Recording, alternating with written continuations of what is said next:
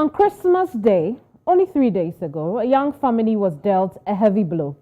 The couple, their children, and another family had stepped out to worship, make merry, and spend some family time together to mark the birth of Christ, like many other Nigerians. But their trip back home to Nigeria's Victoria Island will be tragic and the last one for one of them.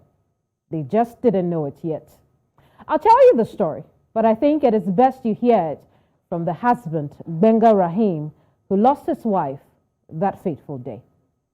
My name is Bolanle Raheem. So on the 25th of December 2022, I woke up with my wife and the children, my cousins, my niece and nephew that came to do holiday with us. So we went to church because my church in Ikoyi was doing a general guard fishing program. So we decided to go to a nearby church. So we went to the church, we finished from church. Then my wife said we should go, it's Christmas Day, let's take everyone out. So we went to Aliba's supermarket near Abraham Adesonya. We got ice cream there. Then from there we went to Domino Pizza near Thomas Estate. We had our pizza and ice cream from there. Then we headed towards Aja to do a U-turn to come back to Abraham Adesonya. And then, so when we did the U-turn, we saw policemen stopping cars. As we approached them, they said we should stop. In the process of that, we just heard a loud sound on my wife's side window. All of a sudden, I saw her chest open and blood was gushing out. Immediately I ran out, and as I ran out, my sister-in-law that was also with us had run out. I went to hold on to the policeman, and then he cocked his gun because as I ran out, she was ahead of me. He cocked his gun on her, and then talking to him was pointless. So I ran back into the car to see if anything could be salvaged on my wife. I saw her gasping for breath. Then by that time, my sister-in-law had brought this policeman to the car and pushed him into the front seat. So we headed to Bodo Hospital. On getting there, brought her out. Then they said they couldn't handle that we should go to Doren. Then we went to Doren. That is the heart-rending narration of how lawyer and realtor Bolanle Raheem was killed on Christmas Day without provocation. This is the second death in a month at the Aja Underbridge, where officers from the Ajiwa police station mount road checks. It's unclear what has happened since the killing of the first victim, Gafaru Ibrahimo. However, Nigerian authorities from the presidency to the state police have condemned the killings and assured justice for the lawyer's family. But justice would not only be for these two. It would be for the many others who have also died at the hands of police officers in Nigeria. Take a look. Policeman during an argument on February 13th. On August 7th, Ike Ogbanaya was brutally killed by the Nigerian police over two fighting case. And on October 24th, Pelumi Onifade, a 20-year-old journalist, was arrested and, she died also. On August 10th, SARS operatives chasing a suspect ended up shooting a pregnant woman. September 21, Monserrat Ojuade, 18, was also killed. July 27, 2021, Saheed Ajibola also died. And it goes on.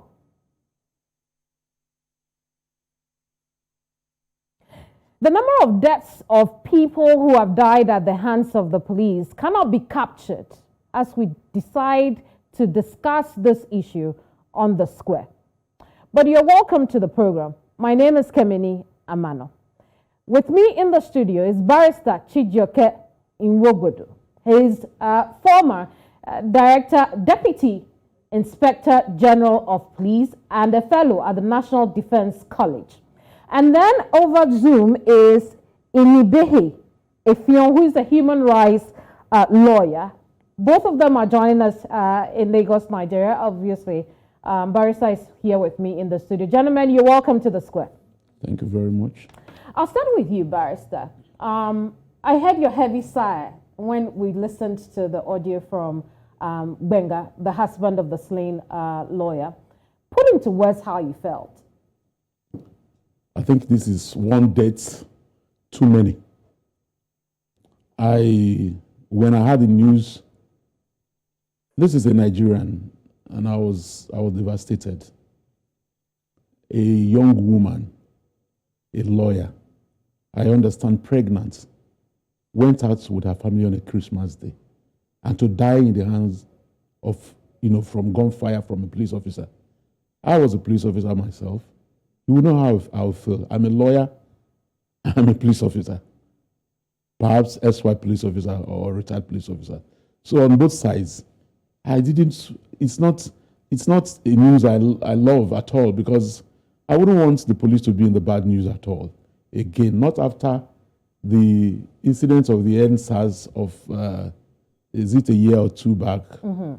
I mean, I believe that by now, a lot of things ought to have changed. And so, you will imagine how I felt. Indeed. We'll talk a bit more about, police and training and, how we can salvage the situation at this point. But let me move on to Ini now. Ini has very limited time with us. Ini, not only are you a human rights lawyer, but you yourself have had encounter with the police. Talk to us about how you feel about hearing another death in the same line. Quite tragic, but not surprising. Tragic in the sense that this is a situation where a citizen was gruesomely murdered by the very person who should have protected her, the very person whose presence should have given her some sense of solace and hope. But not surprising in the sense that the police as an institution is basically in a position where it cannot be divorced from this kind of criminal activities, where citizens are constantly slaughtered by the police. It has become a norm. It has become a way of life. And then, like the retired AIG, my colleague in the studio said, what is particularly provocative about this latest round of killing is that it is obvious now to Nigerians that the Nigerian police has not learned any lesson from the NSAS protest that engulfed this country 2 years ago. The Nigerian police force is still operating with that mindset of impunity, with that mindset of recklessness.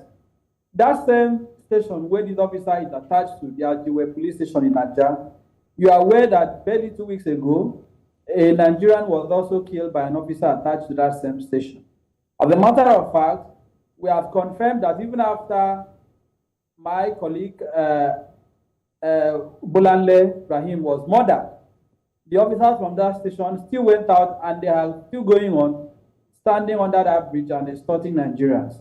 So what this tells you is an institution that is rotten, an institution that has made up its mind not to reform, an institution whose leaders are not even willing to recognize the urgency of the situation. For me, that is quite frightening, because the way it is going, I can assure you that there is going to be a protest that will be more serious than the NSAS. You cannot have a country where Nigerian citizens are continuously murdered, and then every time the police will issue a statement expressing condolence to the family. The governor will send a delegation to visit the family of the victim. Mm-hmm. The president will promise that justice will be done. We are tired of this display, this dramatic response that the government keeps putting up whenever the police kills people and then it goes viral. Why can't we have a country where the police doesn't have to kill anybody, in such circumstance? Why can't we have a situation where those who carry arms are held accountable for the firearms that they possess? Unfortunately, today, from the Inspector General of Police to the constable on the road, there is that mindset of impunity. There is that mindset that nothing will happen. And let me also tell you that the killing of this lady is not in isolation. I'm currently also pursuing a case involving a policeman who murdered just a fresh graduate of architecture from University of Uyo in August last year. He arrested the young man, very healthy, took him into custody. The officer brought him out at night, used machete, cut him to pieces. I saw the corpse with my eyes. I witnessed the autopsy. The evidence concluded that he was murdered. But till date, the IG is shielding this officer despite the effort that we have made. They have not put him to trial. The officer, the gentleman who was also killed at the police station, a few weeks back, as at this time, we have not been given any updates regarding the effort that has been taken. It is just until this incident happened that the police issued a statement to say, that the killer is still in custody. Why has he not been subjected to orderly room trial? Why has he not been dismissed? And even in the Effiong case that I cited, why is the all culprit still wearing police uniform? What that tells you is that, and I will say this before anybody in this country, police high command, they endorse these killings, they support this criminality that is going on. Because if they do not support this criminality, we will see them act more forcefully. We will see them take responsibility to ensure that these things are not repeated. Very well. For now, nobody can convince me that the IG is interested in ending extrajudicial killings of Nigerians by the police. I beg your pardon. We'll hear more about the police point of view shortly. But I want us to peel back a little, Ini. Ini, I know that you visited both the station and the family. Let's start with the family of this lawyer. Are there any more details that you could share with us about the incident? Did you learn anything new there? Well, I had already confirmed that the victim was pregnant before the information came to light. I met the husband in a very pathetic state.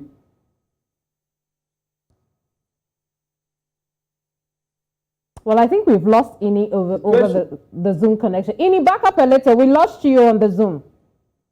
Yeah, so I'm saying that when I visited I joined other members of and leaders of the Nigerian Bar Association to visit the husband of the deceased. He was in a very terrible situation. He could barely utter a word.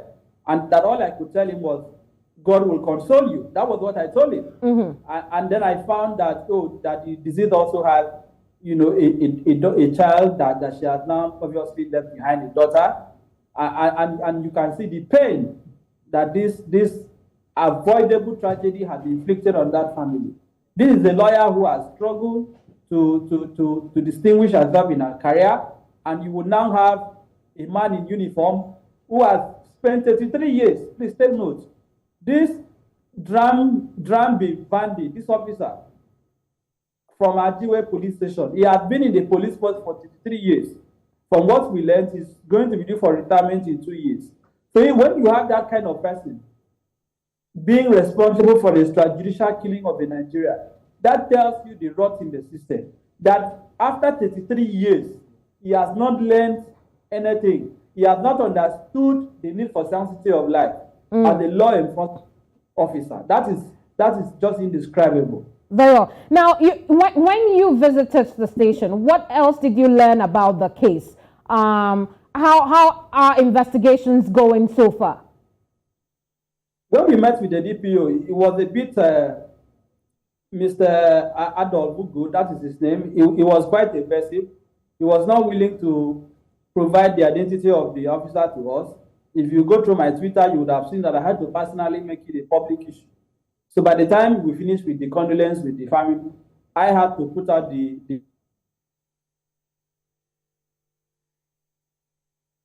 We're losing Ini again. Ini, are you back? Yes, please. So I'm saying that when we met with the DPO, it was a bit evasive in disclosing the name and the identity of this officer. But then we undertook on our own to make sure that his name was put out. The photograph, you would have seen one of his photographs that he just put out. I had to also do a search on Facebook, and we extracted that and we put it out, and it went viral, because one of the things we must do is to name and shame. When regular Nigerians are rounded up by the police, you see the police parading them before the media, scandalizing them. But when their own commits offense, most times they will find a way to shield them. They will find a way to protect them. So the DPO was very evasive. He didn't offer much. And then we had to hold a further meeting with the Commissioner of Police. I am hopeful that this officer is going to be prosecuted. But what I want as a Nigerian is not just to demand prosecution. It is for this to stop. It is for this to stop. That is why yesterday in a Twitter space I asked the question, I said, who is next?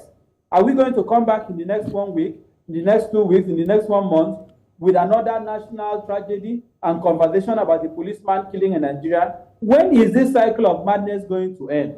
That is the question that the IG should tell us. And I have one proposition, because beyond condemning what the police is doing, I have one recommendation that I feel can effectively address these things. Let the IG summon all the commissioners of police, each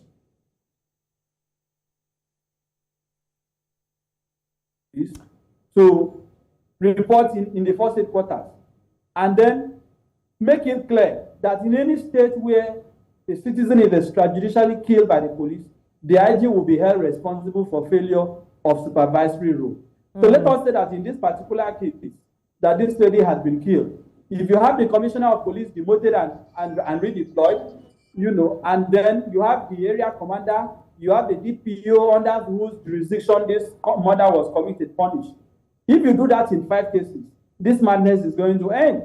The reason why these things continue is that nobody is taking responsibility. Do you know that even the DPO of that station, don't be surprised, is still going to remain the DPO of that station. This is what we witness every day, because nobody is being held responsible. So here's what else I want to know. You've spoken to thousands of Nigeria thanks to your Twitter space which you held. What is the sense you're getting from Nigerian youth on social media about this incident and the many others that have happened? 2 things: hopelessness and anger. Hopelessness in the sense that if you conduct a poll today, most Nigerians overwhelmingly will tell you that they are beginning to see that answers or something in the life may happen again. We just cannot accept a situation where this is going to continue.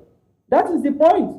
We cannot accept it, that you will see the police on the road and you will get terrified. The first thing that comes to your mind is whether you are going to survive an encounter with the police. The policeman will bring out a rifle and then point it at you and then tell you, I'll shoot you and nothing will happen. I have had my own personal encounters with the police so many times. I have had issues with the police. So I know what I'm telling you. They even maltreat lawyers. I'm telling you. They maltreat lawyers. The police maltreat lawyers. If you go to the station, identify yourself as the lawyer in some kind of cases, they will even treat you, in the most gruesome manner. Just a few more questions. Just a few more questions before I let you go. Talk to us about what we're looking at here. We learned that Bolanle was pregnant. We do not know if it was multiple babies at the time. But what are we looking at here? Multiple killings? Is that what the officer could be charged with? Has he even been charged at all? Yes, of course. I expect that the Ministry of Justice, thankfully the Attorney General of Lagos has personally undertaken to oversee the prosecution of the officer. I expect that they will review the evidence that they have when the police has remitted the case file to them and then decide on the charges to bring. I expect that murder is going to be one of those charges. Whether it will be multiple, counts of murder is doubtful. I'm not sure that the fetus, that the killing of the fetus, can be qualified as murder under our current legal system. Because the person that is killed in the eyes of the law has to be a human being that is existing. But whether some offenses may be committed within the purview of the child rights law of Lagos State, that is the conversation that will have to be examined. But what I know is that regarding the woman, the victim herself, the officer definitely ought to be charged for murder. But whether the fact that she was pregnant will result in other charges, that is very doubtful at this time. Very well. Now, based on what we have learned about this case so far, at the time that she was declared dead at the 3rd hospital, the police had taken charge of her body. Do we know if it has been returned to the family now? No, I don't think so, because at this family, there is family, the court will be released to the family at this time. There is a process for that, I suspect that autopsy may be carried out. After autopsy is carried out, there are some administrative forms that the family will have to fill in application for the release of the corpse and all that for that to be done. But I'm sure that I most strongly believe that autopsy will likely be carried out. That cannot be done without the body.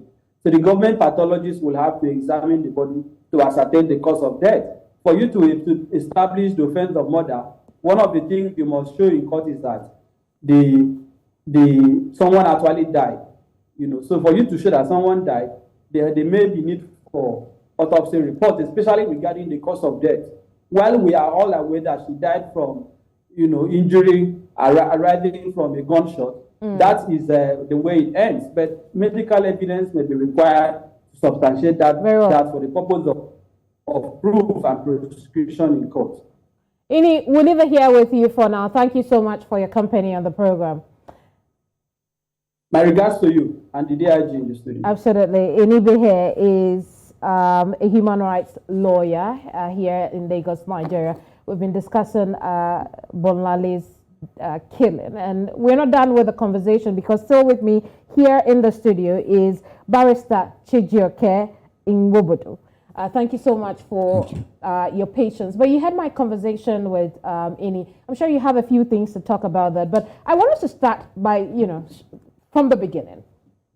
When you look at when the incident occurred, the narration tells us that they had gone to 2 other hospitals, and she couldn't be saved at those hospitals. By the time they got to the 3rd hospital, that is when she was, kept alive for a bit, and then she died at the hospital.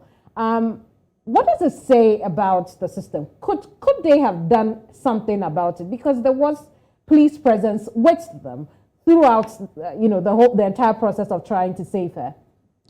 Well, perhaps, first of all, may her soul rest in peace.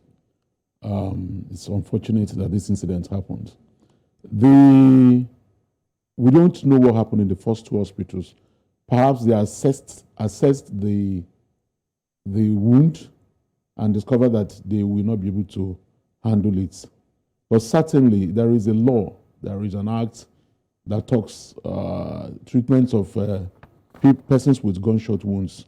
There is a law in Nigeria,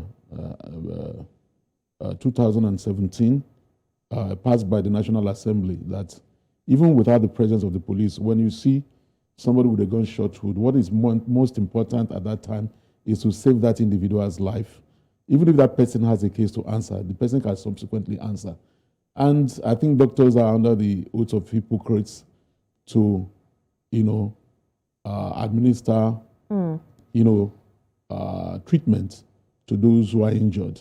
So perhaps the 2 earlier hospitals that they went to probably were not capable. They assessed their capacity to handle the situation vis-a-vis the wound, and they did not, and they felt that she should be referred. But if they had started from the very first, and that tells you the state of facilities that we have in Nigeria. Right. People just have clinics, they label them hospital. In the first instance, there should be basic amenities that a clinic or hospital should have. Mm-hmm. At least perhaps oxygen, a way of keeping people that, sustaining such an individual, even before that individual gets to the next hospital. Now, what I want us to look at is react to a few of the things that Ini had mentioned earlier. He thinks that this continues to go on because people at the top are not taking action. You've been at the top before. Talk to us about why there appears to be inaction along the line. What happens at the top? Why are people at the top? With all due respect to my learned colleague Ini, and Ini has been very fairy, like most human rights lawyers would be. But I think we should always treat these matters or see them in the correct perspective. Even the topic, police brutality, when you look at it, brutality suggests, savage physical violence. Mm-hmm. I have even a quarrel with that one. Wouldn't you consider what happens to a lot of young people in Nigeria brutality? Well, every life is sacrosanct. Mm-hmm. Everybody has a right to life. But to make a sweeping statement about police brutality, it is not the entire police force. I mean, since the NSAS, I don't know how many of these incidents like this have happened. Yes, there might be one or two. Oh, more than one or two. Well, perhaps, well, maybe one or two. I think that would be the best way I can put it. So it will not qualify to make a sweeping statement and say police brutality. So let us get that right first. A lot of policemen are doing a yeoman's job, and they are trying their best, and I mean, I'm sure most policemen are not happy with what has happened. And then talking about the top, let me now react to some of the things that he has said. Talking about the top, I have been a divisional police officer. I was not a cadet, a deputy inspector general of police. I was area commander. I was commissioner of police. I was assistant inspector general of police in charge of a zone before I became deputy inspector general. Yes, we are actually, that will not be a very correct statement. Unfortunately, there are levels of supervision. In our days, if this type of thing happened in your station, one of the questions that the authority will be asking is, did you lecture your men? How often do you supervise your men? Did anybody visit them and see the way they are performing at the point where they are posted? That these are things that, you know, me going through the ranks as a junior officer, I experienced. I think I wouldn't have made it to DIG if things like this happened under my watch. Okay. Now, but unfortunately, it does happen sometimes. You cannot, the commissioner of police, the present commissioner of police in Lagos State was a divisional police officer in Ikeja at some point in his career, and he did very well. So what causes officers to, you know, resort to the trigger first? Yes, I must say, I'll come to that. As a matter of fact, it is very, very wrong. It is poor and improper training. And it's the problem is more systemic than just, you know, saying they are trigger happy, they are this, they are that. That officer, I am sure, or perhaps let me just say, give him that benefit of doubt, was not from the onset, he didn't set to kill the lawyer. But it must have been reckless, negligent in the way he handled his firearm. Now, should we ask that? Maybe we should ask, maybe we should find out, because you journalists ought to even help us in this. It is not just enough to condemn policemen. Absolutely. When last did that officer go on range? Well, how often? You've been in the force before. How often do you do that? At least once in a year or once in 6 months. That's on paper, but does it actually happen? It doesn't. It doesn't. So that is where I'm coming to. We have the Police Trust Fund, which was enacted by this government. We have the new Police Act, which was also enacted by this government. All these laws emphasize training. It will surprise you that the opening remarks or chapter or opening sections of these two laws talks about training. And we have a police trust fund where 0.5% of the total revenue generated by government per annum is supposed to go into. Does that happen? Well, that is another question. But I'm sure it does happen. Then 0.005 of all profits generated by companies operating in Nigeria is supposed to go into. So that's a large amount of money. So the police... And the purpose of that fund is, one, to train policemen to be able to perform their duties well, to provide for their welfare. I don't know what else the government will do anyway. So what I want to get clear is, you're supposed to have this fund to facilitate training of the police. Exactly. Fund which is not really coming. And so, best case scenario, the trainings do not happen as often as they're supposed to happen. They do not. They do not. I can tell you that of a fact. The trainings do not happen. Perhaps you journalists should go further. So, find out, did that officer go to the range this year from January to December? They are supposed to go on range. And that will teach them how to handle their weapon. The police must know what they have in their arsenal. And the men ought to know these weapons and be proficient in handling them. Now, if a policeman is going on beat, the first thing he's supposed to do is to go to the armory. He will go to the armory. He will sign for a weapon. Yep. He will sign for ammunition. He will collect a magazine for that. The first thing he's supposed to do is to come out. In spring, work is gone. What we call working is gone. He cocks and he fires to make sure no bullet has entered the chamber, no bullet is in the chamber. Right. He loads his magazine and inserts it. As soon as he inserts it, he's not supposed to cock again. He could cock in readiness for action, but operationally, it is not even wise. We have discovered that when you cock and you put it on safety, when you need to use it, most times in an emergency, you will forget that you have put it on safety. And you start fidgeting, and before you know it, you're overpowered. Whoever's hand goes to the trigger first is the winner in a gun duel. I have a question about I have a lot of questions about the choice of weapon for traffic stops. But maybe you can comment on that in passing. But here's what I want us to move on to. The police plans to look into itself. Is that a wise decision? Is that good? To do what? To look into itself, to investigate this matter by itself. Can we trust that they can get to the bottom of this? Of course. Of course, the police is vested with the power to investigate their own personnel. And in so many times they've investigated their personnel, charged them to court. First of all, they are tried. In matter of this nature? Yes. We have even had police officers sentenced to life imprisonment and all that. And they are charged by the police. It is the police, that is a crime. And it is police that is sized with investigation of crime in Nigeria. And you don't expect that everybody will cover him.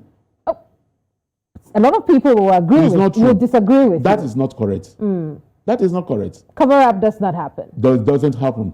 Very well. So talk to us about the process that is activated once an officer is found in this situation. Once an officer is found in this situation, the first thing is you arrest him, you disarm him, you detain him, and you commence investigation.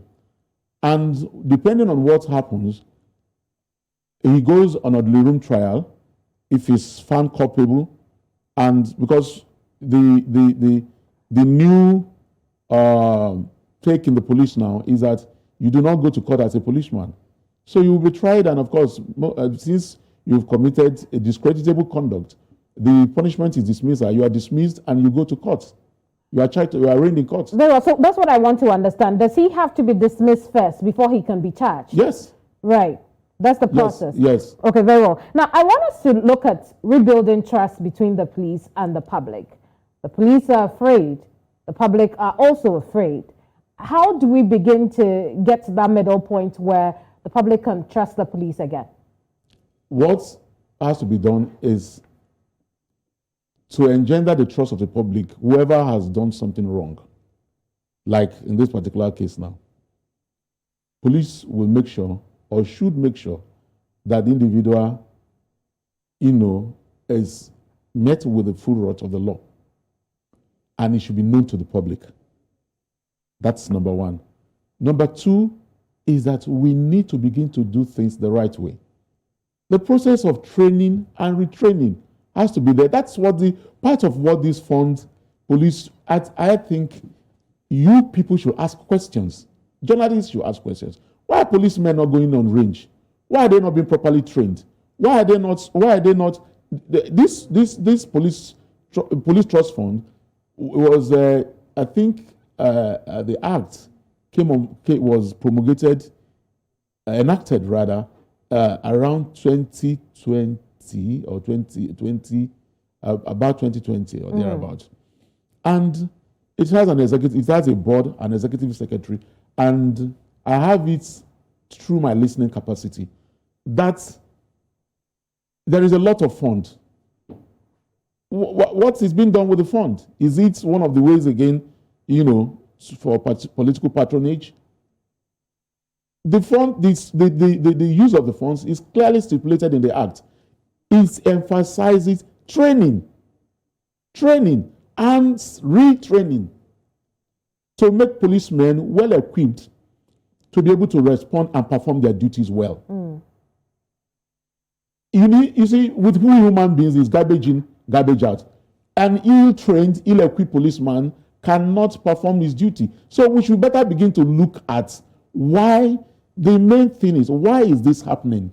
Do you have any idea why it's because happening? They are not, because there is a lack of, because they are not being properly trained. They are not having this. Okay. I have a few more questions. They are not acquiring the right skills. I have a few more questions for you, and I hope that we can run through it given our limited time. One of that is, what should people do at stops? What are some of the precautionary measures you think that they should do? Because the training is not happening. How can they protect themselves at stops? Once you are approaching the police and the police ask you to stop, as much as possible, stop. As much as possible, stop when you are asked to stop. That does not justify the very fact that you even stop. Look, we are supposed to acquire state-of-the-art equipment through using this fund.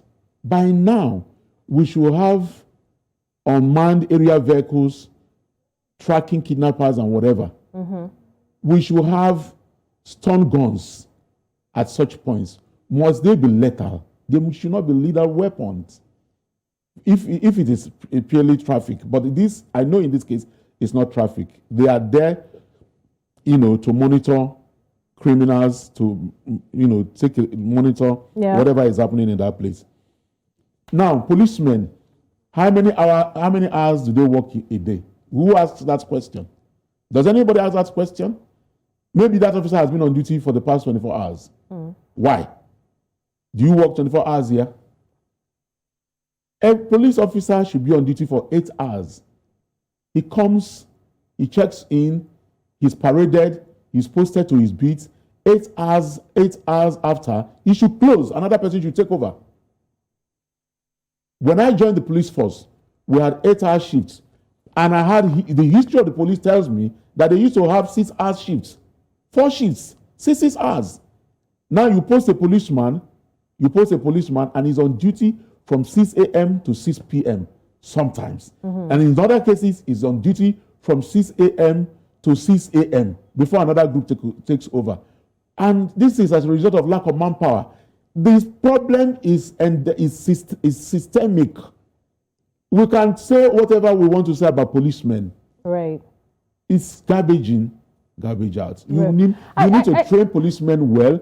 You need to remunerate them well. They need to work with the state-of-the-art equipment. They need all these things. You need to recruit when you are supposed to recruit and all that. I have a few more questions, but unfortunately our time is done. So just before we go, I just want you to back it up again on this subject of the gun. Are you saying that for a lot of the guns that the police are holding on our streets in Nigeria, the safety is actually off? No. What I said earlier on is that the ideal thing is that when you insert your magazine, if you don't cock the gun, the physics says a body at rest will continue to remain at rest until something is done to change the state of motion. Once you insert your magazine, you don't cock, that gun cannot fire itself. Okay. No bullet can enter the chamber. And when you go for duty, when you want to mount duty, you go to the armory and collect your weapon. The weapons are not in the magazine. The ammunition is not in the magazine. You collect a weapon, you collect the right caliber of ammunition and the magazine and of course the weapon. You come out. One of the first things, when I was in command position, at that level, I tell my men I don't believe in accidental discharge. There's nothing called accidental discharge. Why so? Yeah, because you go, you collect your weapon, you collect your ammunition, you collect magazine, you come out, you muzzle up, you must in-spring, cock it, and fire. If a bullet is accidentally lodged in the chamber, at that time you did that, it goes off. Even at the time, if it doesn't go off at the time you cock the gun, it will fire when you fire it and it will go up. Very well. Then you can now load. When you load the magazine, you insert the magazine, you cock, you don't cock. And for so long as you don't cock, it's easier to cock and use. Right. You can cock and put in safety, but it's by far better to not cock at all. Because when you cock and put it on safety, the tendency is that if there's an emergency, you won't even remember that it's on safety. And you have to be adjusting it. So when you do not cock, it will be easier for you to cock and use at the same time. I'm afraid we'd have to go now. The way they hold their weapons to, all these things. How many people are supposed to be there? How many people are supposed to be in that place? I know for that duty. There are lots of things. What is a rank that is supposed to be there? Absolutely. We don't ask the relevant questions. There are lots of things you journalists should help us. Ask the relevant questions. Are the policemen properly trained? With the training they're supposed to go, have they gone for it? Do they have the right, the state of the art equipment? Do they sleep well? I can assure you that those are questions that are being asked. However, we have a system that continues to shroud its processes in secrecy. No matter how often you ask the questions, the answers do not come. So we hope that there will be justice for Bolanle and the others we have mentioned here on the show. And we'll also find out exactly what happened when that gun fired. How about that? What must have happened is that that officer most probably cocked his gun. And did not even we'll see what the investigation tells us, right? Yes, so the investigation will tell us Thank you so much for your time here. Thank you so much. Barrister. Thank you for having me. Absolutely. Barrister Chijioke Nwobodo has been my guest today. He is retired DIG of the police and a fellow at the National Defense College. Earlier, you had me in a conversation with human rights lawyer Inibehe Effiong. My name is Keminni Amanor. I hope that these people get justice. I hope that you get justice. Goodbye.